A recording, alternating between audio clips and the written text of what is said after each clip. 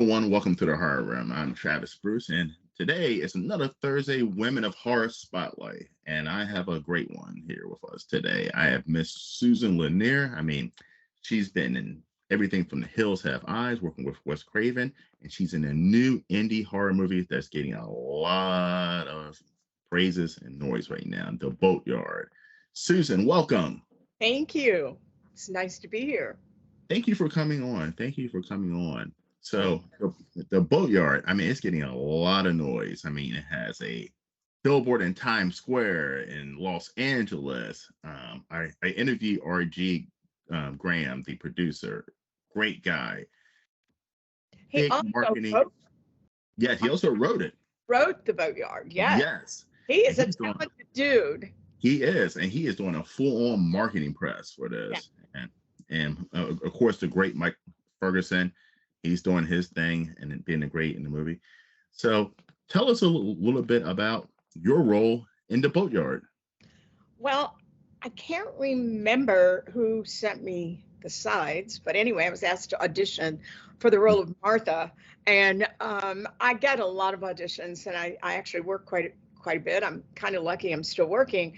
And Yeah. they sent me this script, and I read the role of Martha, and I went, man, I gotta play this part. She's so evil. And I do a lot of horror movies, and so I just fell in love with the role, and I felt it in my gut. I think if they had said, no, we're going to go with somebody else, I might have actually picked up the phone and begged. Wow. I might have said, oh, come on, you're making a huge mistake. I was born to play Martha. And so anyway, she's so evil and Southern, and I'm originally from Texas and Dallas. And so it's like, the lines just kind of rolled off my tongue. So got a call back on Zoom through Actors Access. It's the room and everybody was there. I thought it would be just one person. Mhm. And it was like five people on the other side of the camera. And I had to do Martha. Anyway, it was a lot of fun. And I was so happy I got the part. And I just love sinking my teeth in this project. And RG and Dale, the director, are very talented and get it done. And RG has energy. Oh my God, I've never seen any energy like that in any human being. It's amazing. Yeah. Yes, it seems like an amazing movie, and it just seems like it's going to be a gory one too.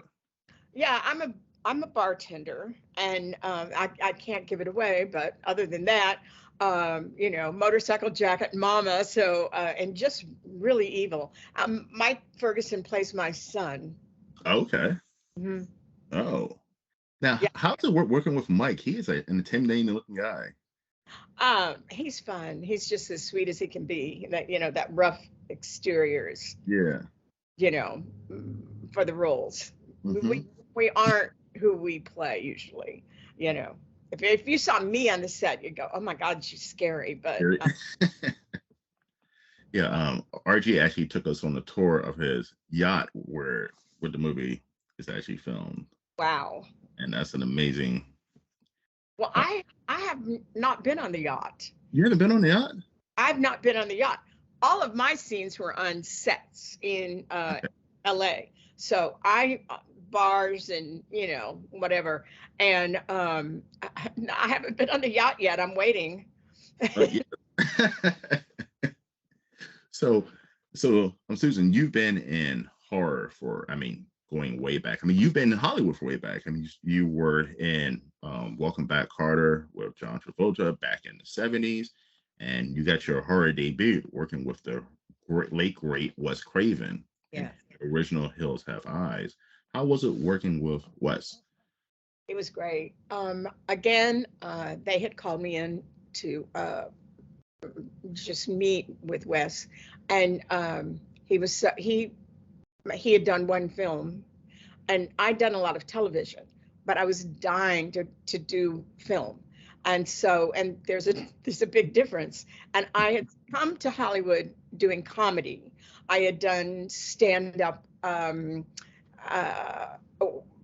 with, like a lot of sitcoms. George Carlin and I were series regulars on Tony Orlando and Dawn, and I was doing stand up and doing tons and tons of sitcom. And so this horror movie comes across my way and my desk, and my agent said, "Oh, you're not going to do that. That'll ruin your career. You cannot do that." And I said, but I met with Wes, and he's a really nice man, and I love this part, and I want to star in a film, and I'm going to do it.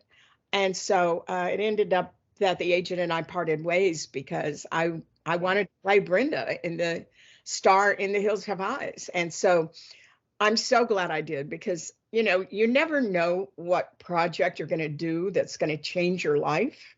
And Hmm. none of the sitcoms really changed my life like The Hills Have Eyes, my personal life. I'm not talking about my career. I'm Yeah. talking about my personal life. And through doing The Hills Have Eyes, my late husband had gone to see The Hills Have Eyes at a drive-in, and I went to see him at a gig at the Troubadour the night after he saw The Hills Have Eyes, and he came down off the stage and said, "I'm going to marry you." And I said, "I don't know you. Who are you?" And anyway, he turned out, we did get married, and it was like he knew me from The Hills Have Eyes, so I had this whole lifetime with a man that I loved deeply for 30 years just from doing The Hills Have Eyes. So You're on the it's, screen that fell in love with you. yeah, it's amazing, how one thing leads to another, and if you follow your gut, usually you're doing the right thing. Hmm. I agree. And I understand too that you actually gain a friendship with Wes Craven over the years afterwards. Yeah, I mean, basically, it was around The Hills Have Eyes. Mm-hmm. Our friendship was based on, but we did a few conventions and screenings and things like that. Once you uh, do a movie and the movie is successful, then and nobody knew The Hills Have Eyes would be successful. I certainly didn't. Um, but the tendency is that you keep connecting for different, events, 30-year reunions and things like that. So yeah, but I was friends with Wes until he passed away. Yeah. Wes Craven's one. I mean, he is my favorite horror director. I mean, Nightmare on Street, Scream, The Hills Have Eyes. I mean, the guy, genius, He genius in the horror he industry. was, and in real life he was just so quiet. He was a quiet, laid back, soft spoken. Even as a director, he was pretty soft spoken, very kind, very patient, and just the loveliest human being. But what he produced was so horrible. you Yeah. know, Some of it the was, most terrifying movies ever made. yeah, yeah. I mean, I loved playing Brenda, but I really loved playing Martha too. I mean, Martha's a really cool part. Also, now when they made the Hills Have Eye remake, did anyone reach out to you about making a cameo in it or no? No, Wes was affiliated with it, but he didn't direct it. Uh, Hmm. they didn't, I don't think anybody from the original Hills Have Eyes, they wanted to keep it separate on Hmm. the remake. But um, one of the producers, Peter Locke, was also a friend of mine and my late husband, Delaney Bramlett. And we did go to the red carpet opening, and Emily DeRaven, who played Brenda in the remake, and they Getty did the pictures of us to get, the it's kind of like the new adventures of the old Christine, you know, Hmm. Brenda and the new Brenda. And so anyway, that was kind of fun. Yeah. I I I was more impressed with the original for my money, but I'm biased. Hmm. I mean, it definitely was one of the better remakes, I think, but Yes. nothing compared to the gritty, visceral violence of the original. I mean, it's definitely I think the original was more believable. it. I, Hmm. I think people could see that maybe that could happen. Whereas the remake was so many special effects. And I think that it really, I mean, yes, it was good, but I think it takes away from the reality of horror. I believe the Boatyard has the same sort of grit and Yeah, great. believability that the Hills Have Eyes has. Awesome. I'm Mhm. definitely looking forward. I'm telling you right now, I'm super excited for the Boatyard. Now, you're also working on a TV series, horror TV series that's on Tubi right We've now. already done the series, Good. Red Rooms. Red Room. We did it because it's the baby of a wonderful producer friend of mine, Brooke Lewis Bellis. And she created the Red Rooms with Joshua Butler, who wrote it and directed it. It's mostly improvised, but they wanted to do something during COVID. So she got the permit to do it. And so nobody met, and everybody did it from their own space.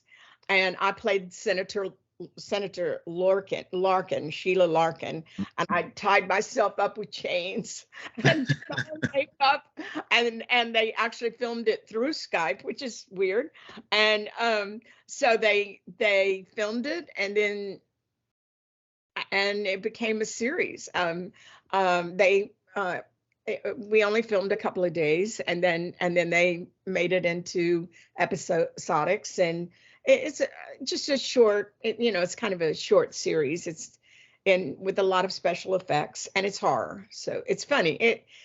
It's kind of a scream, considering that everything was done at home. Yeah. That's not easy. No, I can imagine, especially through Skype. I mean, that's pretty interesting. Yeah, yeah. I don't know how else I would have filmed it, but I was kind of, I think it was Skype. I'm pretty sure it was. So So, mhm. so, all right. So you've been in numerous horror movies over the years. Just I just finished one before the Boatyard called Black Mass. Black Mass. I saw that. Yeah, and I So play. advertising for that. Yeah.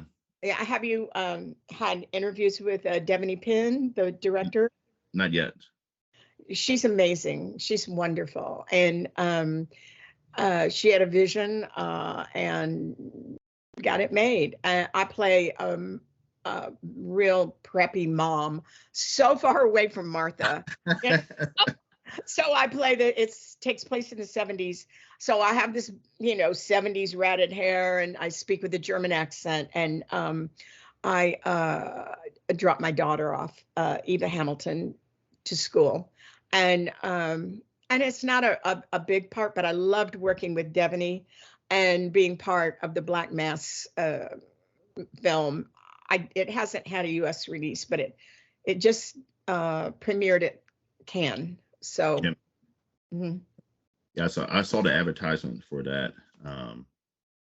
Does look like it's going to be a good one. And now, as a woman who's in the horror industry, been in the industry for decades at this point, um, aren't you loving it that so many women are going into the horror filmmaking, producing, special effects? I mean, there's so many women who are going into that industry. How do you, Oh, it's fabulous. I think women should take over all of it. Actually, men have had it long I don't enough. know about that, but but you guys are doing. I mean, women are doing. I mean, it's impressive because we thought of horror back in. I grew up in the '80s. Um, Women were the victims. They were the final girls. They were the dumb bimbos. And when it came to horror movies, because it was such a male heavy populated genre. I, you know, I can't. I'm trying to think if I was ever the victim. I did No Solicitors with Eric Roberts, and I played a nurse in that, and I wasn't a victim. I don't think it was. It wasn't a huge thing, but that was pretty gory. But I was not a victim. I don't like. I don't think I've ever played a victim. Brenda does not die in The Hills Have Mhm. Eyes, and Martha's certainly not, a victim. So Correct. um, um, I've been lucky that I guess people don't see me that way. Yeah. Maybe they don't consider me a victim. But I love playing the other side of good. hmm And I mean that's one reason I started the Women in Spotlight Women in Industry, because there's so many, and I didn't know this until I started diving, started a YouTube channel and started diving in. There's so many women who are, especially in the indie, or producer, directors. Yeah, I'm working on a script myself. So I Really? think I think it's really important. Yeah, I mean, I did a music video. I'm also a musician and a singer, and I have a blues band. And I wrote a song called Watch What You Ask For, You Just Might Get It. And it's horror music video on YouTube under my music name, Suze Lanier Bramlett. And Michael Berryman is in it, and I'm very good Really? friends with Michael Berryman. And so, I mean, Michael and I have been close for years, and since The Hills Have Eyes. And so he's in it, and Brooke Lewis Bellis is in it. I do get killed in that, but I'm writing the music. And at the end, I don't know, it's a music video, but it's fun. It's called Watch What You Ask For, You Just Might Get It.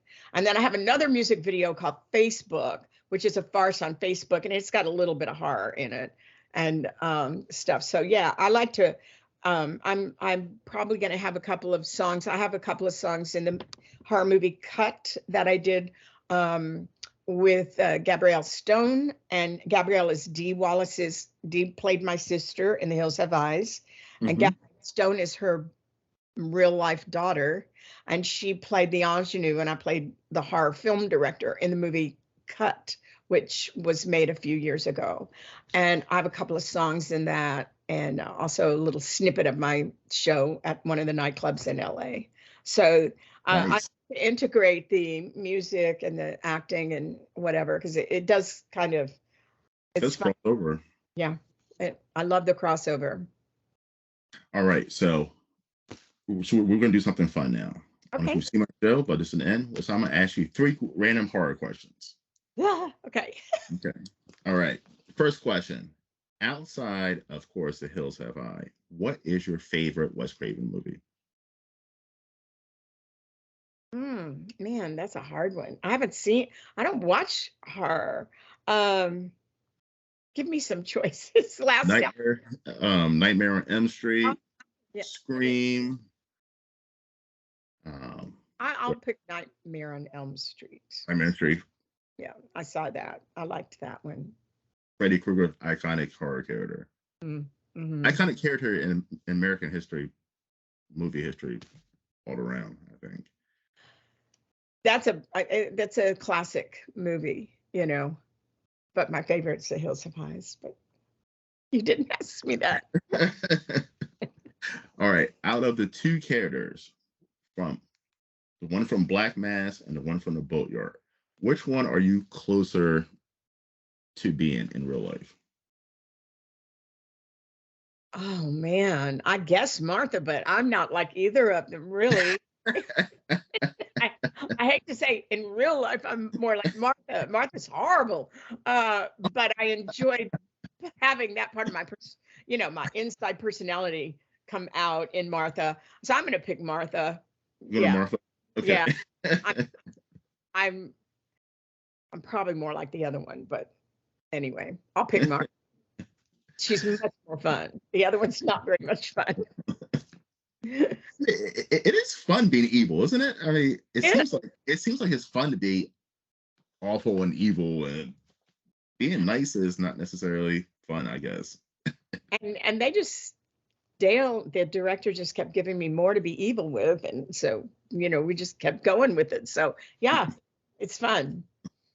Uh, And I think people sometimes judge me that like, oh, how can you do that? That's not art or something like that, but it is, and you're not being you. It's okay. acting. It's acting. I Mm, still do comedy, so I'm the same person that did comedy. So yeah, I mean, it is an art. It's acting. I mean, it's horror is definitely an art of itself. You know, it's part of Yeah. the genre. And Chicks. for such a long time, I think a lot of the film industry or looked down on horror as something less or something bottom of the barrel. And it takes creativity. It takes this to come up with a story, especially a great horror story that Absolutely. captures people's attention. Like, and how do you keep getting more creative, and Mhm. interesting? But yeah, I mean, I'd kill to do another comedy. Yeah, but I and I have auditioned for a few lately, so we'll see. Let's see. You Well, have a here's question? here's the last one. Are you ready? Uh-huh. What horror movie have you seen? It could have been when you were younger. It could have been 2 years ago. It could have been right now. That freaked you out. That you were like, "There's no way I can watch this movie again." It gives me the heebie-jeebies. I'm gonna pick, and it's one you may to be too young to know. The Pit and the Pendulum, and Mm-mm. it was with Vincent Price, and it was when I was a little girl, See that? and I don't know who took me to this movie, but it was horrifying, and it was my very first real horror movie that I'd ever seen, and I went, that is fun, and this pendulum like slices this woman or Yeah. something. And I think that that had a big impact. I mean, I freaked out. I couldn't sleep for days. There were some very weird horror things on TV and accessible to us in the 60s, I think a Twilight Zone freaked me out because that was a series that was on every week, Mhm. and there was one episode where this guy had a bunch of bees in a jar and he kept putting it on this man's ankle every time he'd start getting well. And then he finally died from the bee stings. But it was like so weird. So I Mhm. don't know. I think my taste, I think the Exorcist is a very scary movie. I You know, kind of, and that's on most people's lists. yeah, yeah. Hmm. I think it's one of the best that was ever made. The Shining, certainly. Shining's amazing. Yeah. There's a So lot of yes. I mean, I feel like the 60s, 70s, 80s were like the golden era of horror. I mean, some of the I most agree. yeah. There's a problem about having too many gimmicks and special effects with AI and all this wonderful photography. It opens the technology opens up all kinds of possibilities, but it detracts from the reality of it really being scary because then you start paying attention to the effects. I know that Barbie affected me that way. I love the message of the movie Barbie. I love the colorization and everything. And a lot of my friends say it's their favorite movie. And of course, I love the message. But it was so, to me, the effects were so not real that it was hard for me to appreciate it as much as some people. Yeah. And I mean, that's the same way for me. Like I think the special effects are, especially when it comes to horror. Like I don't like this. I like to see the practical corn syrup blood and compared to the CGI splatter computer generated gore. I like that it's possibly real. I like the gritty look. 80s kid, so that's what when it comes to Psycho, horror. Psycho was really scary. Psycho was freaky. I remember seeing Psycho on Black and VHS and and it scared me. uh, you know, I think the pendulum was black and white too, but Yes. Psycho made in black and white, and oh my God, that had an effect on me, I think too. I mean, I he was. want to take a shower for a long time. I mean, he was the original slasher king. I mean, he was the original. Norman Bates was the original slasher king, and he opened up the window to a Michael Myers and a Jason and the Boatyard. And the boatyard, Yes. boatyard, yes. Mike Ferguson is pretty out there with it. He's Is he? fun to work with. Uh-huh. Yes. I'm Yeah. gonna And be interviewing him soon. I'm looking forward to that. Kenny Schwartz is wonderful in it too. Everybody was really good in it. I thought it was very well cast. And speaking of RG, he was saying that this is going to be a series. It's not going to stop off with the Boatyard one. So he said it's going to carry on. I can't reveal the ending because that would be a dead giveaway. Yeah. So I will be quiet about that, but I honestly hope that it is, and I love working with RG. So, that would be a thrill to go on to the next chapter and the next whatever he devises. He's the madman and genius behind all this. I'll hook onto his car Yeah, follow it. Yep. or his yacht. I'll, I'll hook my boat onto his yacht. So Susan, how can everyone find you? Well, I'm on Facebook as Susan Lanier or Susan Lanier Bramlett, one or the other. And that, I mean, if you do one or the other, it's going to pop up. Instagram, TikTok, Twitter, or is it called X now? And Threads. And I have a couple of music videos on YouTube, all under the name. Now, those are under Suze Lanier Bramlett. Okay. Mhm. Awesome.